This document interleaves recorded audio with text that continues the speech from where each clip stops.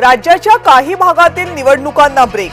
काही नगर परिषदेच्या नगरपालिकांच्या निवडणुका लांबणीवर. लांबलेल्या निवडणुकांसाठी मतदान 20 डिसेंबरला. आमने सामने लढताना आरोप होणारच. एकनाथ शिंदे यांची भूमिका. मुख्यमंत्री देवेंद्र फडणवीस यांच्या विरोधात भूमिका घेतल्याचे आरोप शिंदेंनी फेटाळले.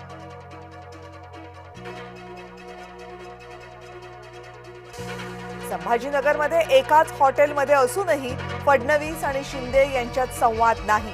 माध्यमांमध्ये लावले जात आहेत वेगवेगळे तर्क.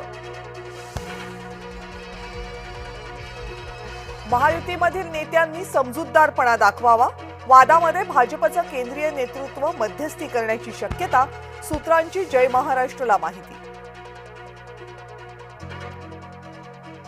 काही स्थानिक निवडणुका रखडल्यानं मुख्यमंत्री नाराज. आयोगानं कायद्याचा चुकीचा अर्थ लावल्याची मुख्यमंत्र्यांची खंत.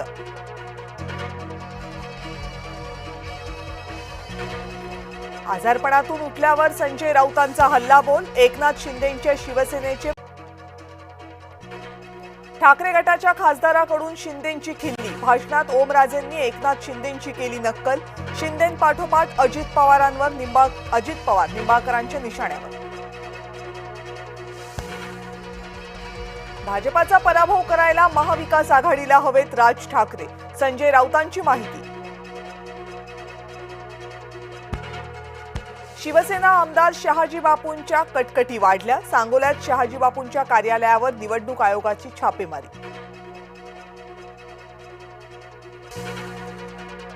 जतमध्ये राष्ट्रवादीच्या उमेदवाराच्या घरावर दगडफेक. भाजपच्या काही लोकांकडून दगडफेक. माजी आमदार विलास जगताप यांचा गंभीर आरोप. राज्यात नगरपालिका आणि नगरपंचायतींसाठी उद्या मतदान. प्रचाराचा आजचा शेवटचा दिवस. भाषाच येत नाही. सरसंघचालक मोहन भागवतांनी व्यक्त केली चिंता. संसदेमध्ये नारे नकोत. नीतीवर काम व्हावं.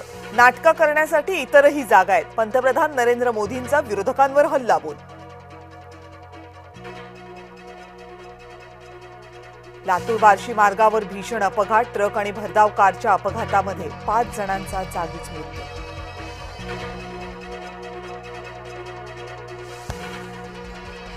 नवी मुंबई विमानतळावर रंगीत तालीम. प्रवेश प्रक्रियेतील यंत्रणांची चाचणी यशस्वी.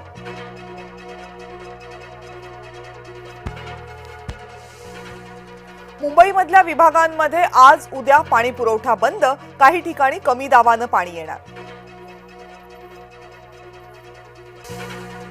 गोंदियाच्या देवरीमध्ये बार विरोधात महिला एकवटल्या.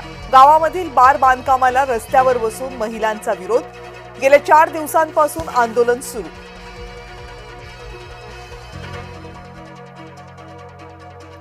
दिटवा वादळाची तीव्रता कमी होण्याचा अंदाज. तामिळनाडूत चक्रीवादळाचे 3 बळी तर श्रीलंकेमधील मृतांचा आकडा 334 वर.